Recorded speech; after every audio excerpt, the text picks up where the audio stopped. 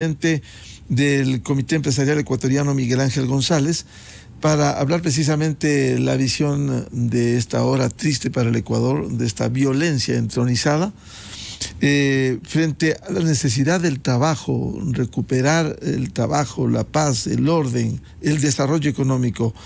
¿Cómo mira esta situación y cómo enfrentar estos momentos? Muy buen día a Miguel Ángel González. Buenos días, Miguel, qué gusto estar en el programa. Un saludo para usted, para todos aquellos que nos están escuchando en estos momentos. En el sector empresarial, definitivamente vemos esta situación, por un lado con preocupación, por otro lado con indignación, con molestia, porque obviamente estábamos saliendo de un proceso de crisis, empezando un proceso de recuperación económica, y todo lo que estamos viviendo implica un retroceso de ese proceso de recuperación. Entonces no es posible que, siendo que los ecuatorianos queremos trabajar y salir adelante, haya una minoría que esté paralizando y esté caotizando al país. Por eso nosotros, desde distintos medios y distintas instancias, como sector empresarial productivo, hemos rechazado rotundamente cualquier intento de paralización, desestabilización o caotización del país. El Ecuador necesita trabajar, no paralizar, es la única forma de salir adelante, y el caos, el saqueo, el vandalismo, el chantaje no son una vía para resolver los conflictos, son un camino a la perdición. El bloqueo de vías públicas tampoco es un medio para llegar a consensos.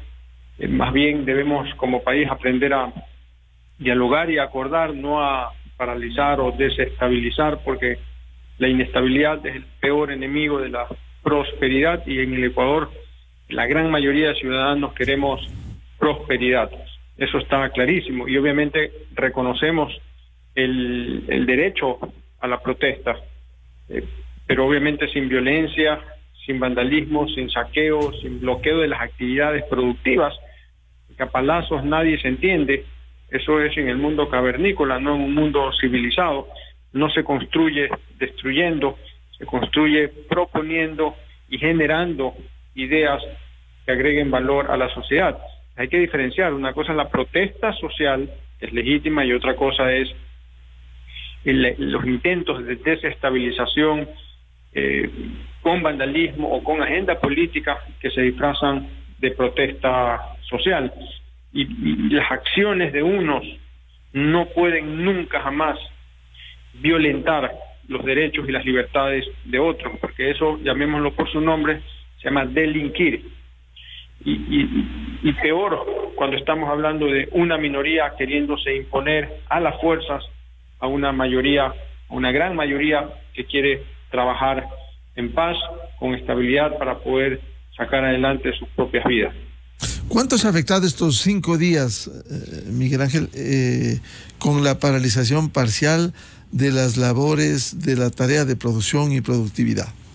Mire, se hacen unas estimaciones de más o menos 10 millones de dólares perdidos en ventas por día. Distintos sectores hacen también sus cálculos. El sector exportador habla de más o menos 3.5 millones de dólares que se pierden por día. El sector florícola habla de 2.5 millones de dólares que se pierden por día, eso sin contar los productos que son perecibles y que se pierden y que ya no se pueden vender. Esto es importante tomarlo en cuenta. Cuando hablamos de pérdidas, hay dos cosas que considerar. Uno, que lo que se pierde en las ventas no es que se recupera al día siguiente. Si usted vende, por ejemplo, en un restaurante arroz con menestra, y el arroz con menestra no lo puede vender hoy día, no es que al día siguiente vende el doble de arroz con menestra, simplemente ya perdió esa venta.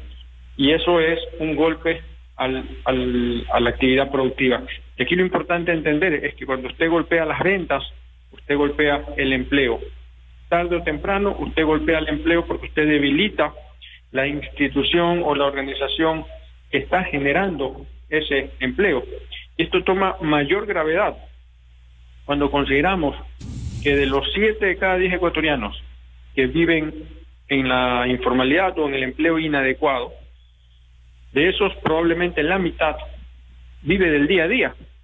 Eso implica que si un día usted no vende, ese día usted no le ingresa dinero en su bolsillo y ese día no puede llevar el pan de cada día a la casa.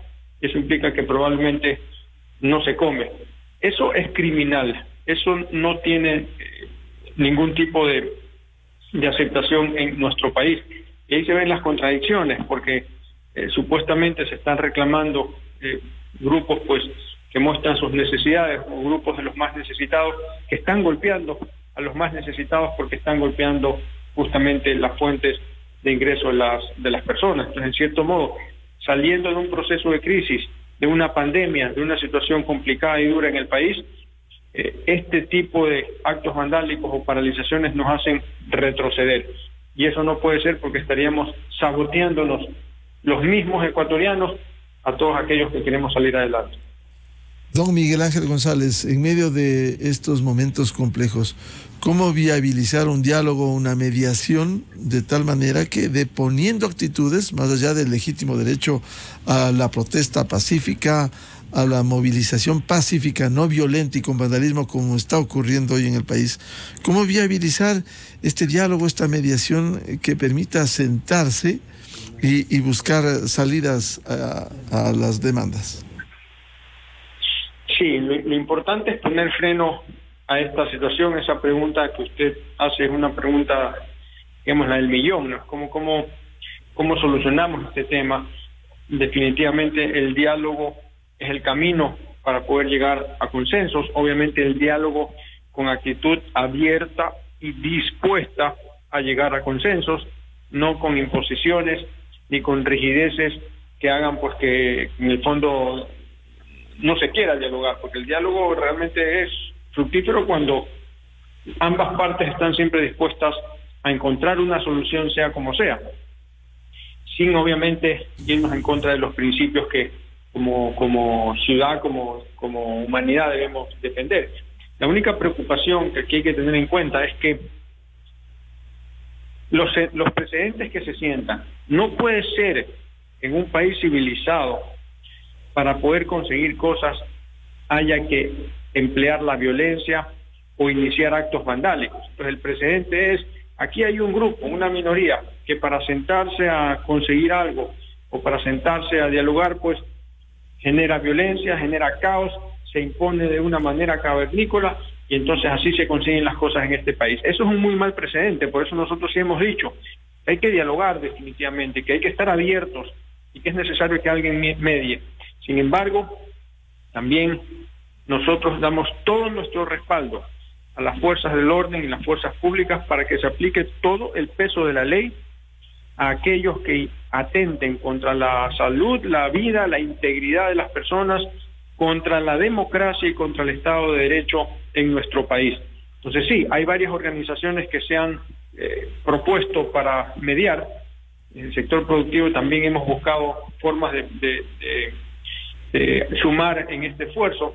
Hay instituciones pues también religiosas, organizaciones internacionales, ONGs también que se han propuesto, la academia que se ha propuesto también para ayudar a sentar digamos a los involucrados en una mesa para poder llegar a consensos.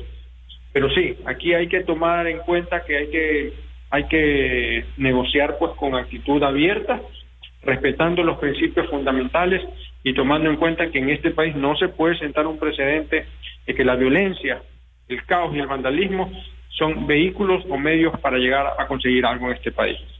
Bien, muchas gracias por atender a la revista de Opinión Democracia, a Miguel Ángel González, presidente del Comité Empresarial Ecuatoriano. Ojalá vengan días mejores para nuestro país y termine este vandalismo y la violencia que tanto daño hace al Ecuador.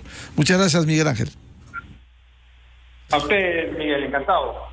Muy amable. 8:01 minuto en el territorio continental ecuatoriano. Vamos a una pausa publicitaria y luego tenemos previsto un diálogo con 3 invitados especiales para abordar Colombia y ese gran desafío de elegir este domingo a su nuevo presidente en 2 posiciones polarizadas. Por un lado, el ex guerrillero del M-19, Gustavo Petro, y por otro lado, el empresario, el señor Hernández, quien fuera alcalde de Bucaramanga. Una disputa palmo a palmo para las elecciones de este domingo. ¿Cuáles serán estas incidencias para la definición en el vecino del norte.